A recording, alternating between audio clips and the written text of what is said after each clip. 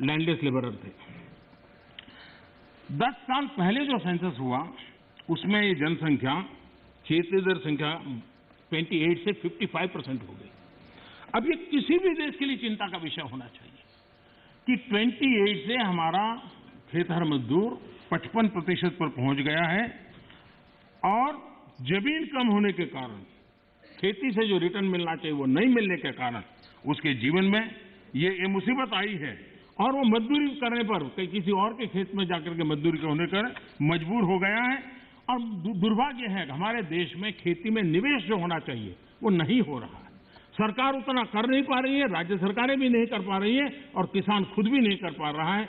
जो कुछ भी उसको निकलता है बच्चों को पालने में और पेट भरने में उसका चला जाता है और इसलिए निवेश की बहुत बड़ी आवश्यकता है।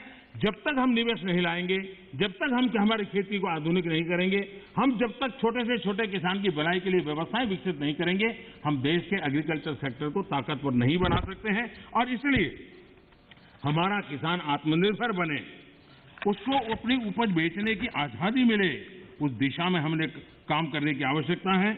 और हमारा किसान सिर्फ गेहूं और चावल वहां सीमित रहे उससे भी बात बनने वाली नहीं है। दुनिया में मार्केट क्या है, आज उसके रिसर्च हो रहे हैं।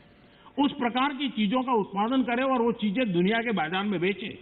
भारत की आवश्यकता है हम बाहर से चीजें न लाएं। मुझे याद है, मैं बहुत पहले जब यहाँ संगठन का काम करता था नॉर्थ पार्ट में, मुझे फारूक साहब के साथ भी काम करने का काफी मौका मिला है। तो मुझे हरियाणा का एक किसान अपने खेत में ले गया, उसने बड़ा आग्रह कहा तो मैं चला गया। छोटी सी जगह थी उसकी, 1-1.5-2 बीघा से जमीन होगी, लेकिन बड़ा प्रगति। तो उसने वो मेरे पीछे पड़ा, आइए आइए। मैंने कहा है क्या बात? वे बोले एक बार आइए तो देखिए। तो मैं गया उसके यहाँ, करीब 30-40 साल पहले की बात है, 30 साल हो गए। उन्होंने क्या किया, दिल्ली के 5 स्टार होटल्स में जो चीजें सब्जियां वगैरह विदेशों से लाते थे उसने उसका स्टडी किया। अगर उनको छोटे कॉर्न चाहिए, उनको छोटे टमाटर चाहिए, और उसने अपनी उस छोटी सी जगह में और रिस्ट्रिक्टेड वातावरण के अंदर लोगों की मदद लेके वो फसल पाया। और मजा है कि दिल्ली 5 स्टार के होटलों में उसका माल जाना शुरू हो गया। हमारे देश में थोड़ा सा बदलाव करें हम। अब हमने कभी सोचा है स्ट्रॉबेरी हम बाय एंड लार्ज मानते हैं कि वो ये ठंडे प्रदेशों का है। मैं देख रहा हूं जी कच्छ के रेगिस्तान में स्ट्रॉबेरी हो रही है। मैं देख रहा हूं जी मध्य प्रदेश के अंदर, उत्तर प्रदेश के अंदर वहां स्ट्रॉबेरी हो रही है।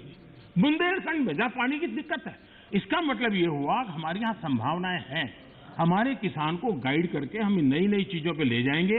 मैं जरूर मानता हूं कि हमारा देश का किसान आगे आएगा, लेकिन उसको ये ठीक है, उसका अनुभव ऐसा है कि उसको हिम्मत देनी पड़ती है, उसका हाथ पकड़ना पड़ता है, उसको हाथ लेकर के चलना पड़ता है। अगर वो चल पड़ता है तो कमाल करके दिखाता है।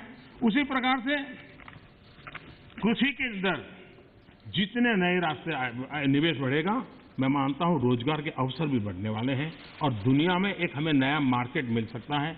हमारे यहाँ ग्रामीण अर्थव्यवस्था में सुधारने के लिए एग्रो बीज इंडस्ट्री की संभावनाएं भी बढ़ेगी और इसलिए हमें इस पूरे क्षेत्र को आत्मनिर्भर बनाने की दिशा में हमने जरूर काम करना चाहिए। कई विपरीत परिस्थितियों में भी हमारे किसान ने रिकॉर्ड उत्पादन किया है। कोरोना काल में भी रिकॉर्ड उत्पादन किया है।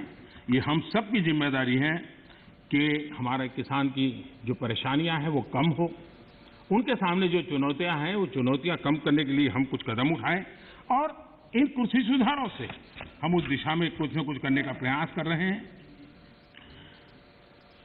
किसानों को एक बराबरी का प्लेटफॉर्म दे पाए, हम आधुनिक टेक्नोलॉजी दे पाए, उनके अंदर एक नया आत्मविश्वास भर पाए, उस दिशा में सकारात्मक सोच की बहुत आवश्यकता है।